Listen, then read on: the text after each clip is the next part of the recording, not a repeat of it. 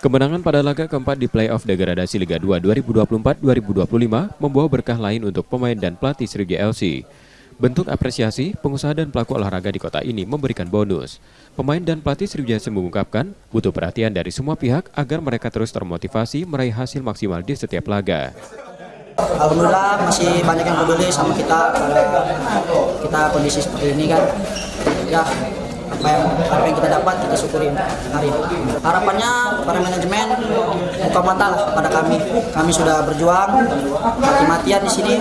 Semoga ada feedbacknya buat kami. Dengan adanya kemenangan seperti hasil seperti kan memancing para pengusaha itu agar ini loh Sriwijaya mereka masih bisa bangkit gitu.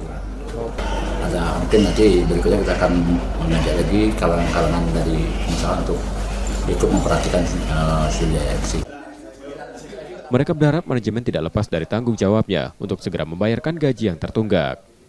Nur Muhammad, Kompas TV, Palembang, Sumatera Selatan.